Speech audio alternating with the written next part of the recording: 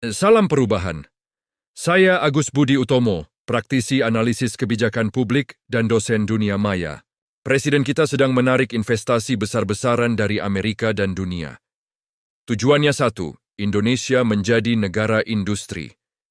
Tapi mari kita kritis, apakah industri ini akan diisi oleh anak bangsa atau kita hanya akan menjadi penonton di rumah sendiri karena kalah kompetensi? Hari ini kita bicara tentang solusi konkret menghapus pengangguran melalui sinkronisasi kebijakan.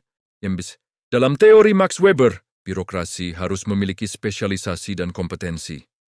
Masalahnya, birokrasi kita sering sibuk dengan aturan administratif tapi lupa substansi ekonomi. Kemitraan pemerintah swasta yang sedang berjalan harus dipaksa oleh pemerintah untuk melakukan transfer of knowledge secara nyata. Kita tidak mau investasi ini hanya membawa otot, tapi kita butuh otak. Jangan ragukan niat baik pemerintah, tapi kita harus kritisi implementasinya agar lapangan kerja yang tercipta layak dan berkelanjutan. Anak-anak kita yang sekarang belajar coding dan kecerdasan artifisial adalah kunci. Industri masa depan bukan lagi soal mengandalkan tenaga fisik, tapi efisiensi algoritma.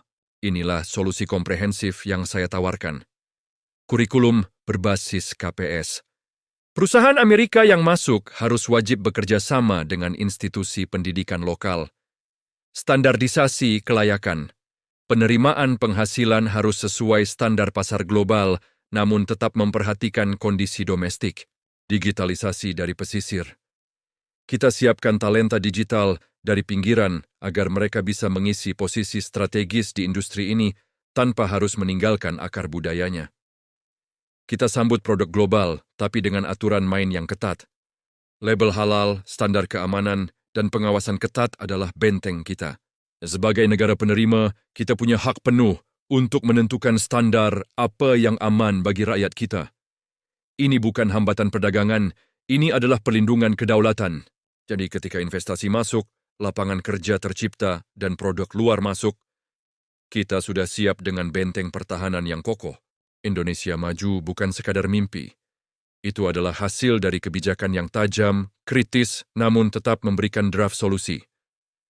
Saya ingin melihat anak nelayan di pesisir dan wilayah ekstrim di pelosok negeri ini menjadi pengembang kecerdasan artifisial untuk perusahaan global. Dan bukan menjadi sekedar pengisi lowongan kerja sebagai buruh dan buruh terus-menerus di negeri sendiri. Saya Agus Budi Utomo, mari kita terus mencermati peluang, mengawal kebijakan, dan memberikan penjelasan yang jernih kepada rakyat. Ikuti terus episode selanjutnya, jangan lupa subscribe, like, share, dan komen. Terus kembangkan semangat untuk Indonesia Emas 2045. Sampai jumpa.